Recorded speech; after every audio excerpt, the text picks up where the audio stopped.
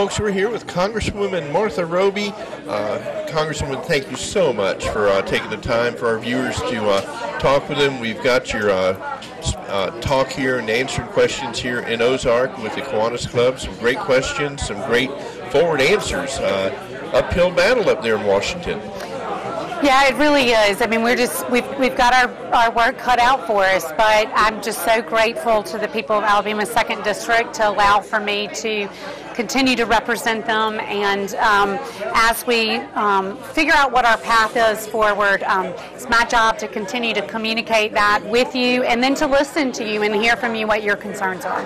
Congresswoman, there's a lot of stuff going on right now. Like when you opened up, there's so much going on. The fiscal problems, the fiscal cliff was such a nightmare coming up throughout the new year. A lot of folks were worried about it. The problems with the budgets and everything that's there, and people just talking about it. But also we've had tragedy in our communities as well over in Connecticut this past December.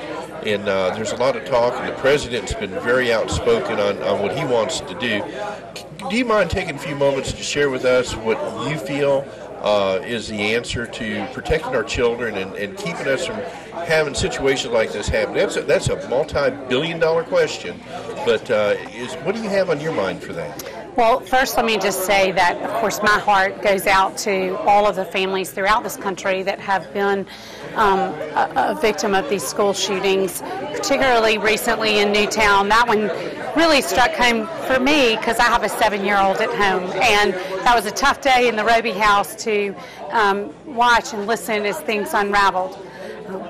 But I will say this, if I know one thing from my time serving on the Montgomery City Council is that we don't use times of tragedy to knee-jerk and just go past more loss. I am a gun owner. I am a strong proponent of the Second Amendment and have been. And I think that we need to take a hard look at the laws that we already have on the books before we go passing new ones. And so I just don't think that you take a tragedy and turn it into a political opportunity. I think we need to really take a hard look of the laws we already have on the books, and I'll continue to be a fighter for our Second Amendment rights. One of the other questions that came up today during the luncheon here in Ozark, somebody asked about the Constitution, whether it be here or not here. A lot of folks recall the Patriot Act that was passed in 2002 by President Bush.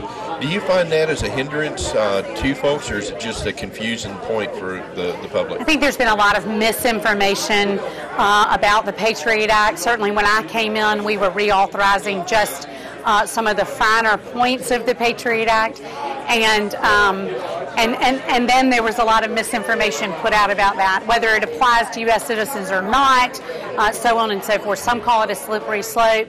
I believe that there's a reason why we have not had any of the horrendous acts against the United States on our own soil since 9/11, and I believe the proper implementation of the Patriot Act is a huge part of that.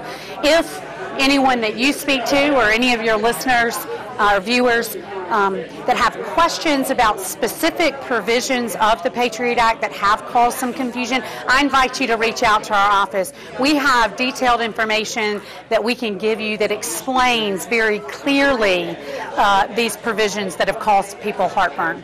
Here's the hardest question for you, Congresswoman. I hope you have an answer for it. I know in your heart you do. But you've got 4 more years of President Obama. And with all due respect to the office of the president, we've got a president up there that now is feeling a free pen for making executive orders and things like that. How are you going to handle that? I mean, this has got to really, he talks about bipartisan. And we always hear that word out here. How is that going to work with you? Well, hearing and doing are two different things, and a lot of the political rhetoric that we hear coming out of the White House we actually don't see in action, and there's a lot of finger pointing. That's got to end, and that's got to stop. Now, what's my role? What's my job? As I explained today when asked a similar question, is our job is oversight. I'm to use my position on the committees and the jurisdiction that we have over the issues that are directly part of what the president's trying to do without the Congress, is to haul these folks into the committees and demand answers to the questions that so many of us have. I think we can apply enough pressure and put a stop to this. Again, we're the last line of defense, and we have to view ourselves in that very important role in the next 2 years for sure. But remember, we also have to fight to keep control of the House. Otherwise, this president will have unfettered control in the last 2 years of his presidency. So it's very important that the energy levels, despite the defeat, that the energy levels stay there so that we can at least maintain the last line of defense and, God willing, win enough seats in the Senate in 2 years. One more question, I'll let you go to the rest of these folks have been wonderful for you. You're on the military, Oversight and Investigations, There you go. My son, I just told you earlier, is in Afghanistan. Thank you for that. I'm a Vietnam veteran. Thank you. And you're welcome. And one of the concerns that I have as a father is the reflection back to Vietnam, to what happened with the political football that Vietnam became. And I'm really worried, personally, as a father of a son that's in Afghanistan, that this could possibly happen too over there. Because if you ask people around, they don't even know we're in Afghanistan right now. They don't hear it unless it affects them directly. Sure. Media has been very silent about what's going on over there. You said you're going to go visit on Mother's Day. Wish you a well trip over there. What do you see in Afghanistan over the next couple of years? Is the president going to get us out of there? The president has already announced his drawdown to be complete by the end of 2014. What does that exactly mean? Well, we're not really sure. We continue to hear from our commanders on the ground that there will be a special forces presence, certainly intelligence that will stay behind. There are tremendous rule of law issues that still exist in Afghanistan that is causing some of the concern that you have as a parent as we turn these missions over to the Afghan National Security Forces, the ANP, the Afghan National Police, and the Army, that do they have the ability to be successful in combating the Taliban and Al-Qaeda, which do serve a national interest, security interest to us, because those are the people that hate us and hate our freedom and hate our liberty and would do anything to destroy it. So we have unique challenges, but the president has announced his drawdown. I will tell you, I went to Afghanistan in 2011, and I saw stark differences when I went in 2012. We are seeing more and more of our troops come home, and we're seeing an increase of the mission being passed along to the ANSF, Afghan National Security Forces.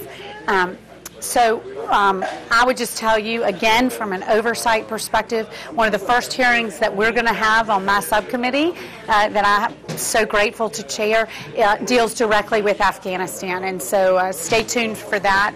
We have some issues that we want to talk directly to our leaders about these very concerns, about what are we doing, what's the end game for American security interests. Well, my son wanted to ask that question. Well, please tell him I said personally thank you for his service and sacrifice. Congresswoman, thank you so much. You're a wonderful person to talk with, and every chance we get, we surely appreciate it. Thank you. God bless you. You too.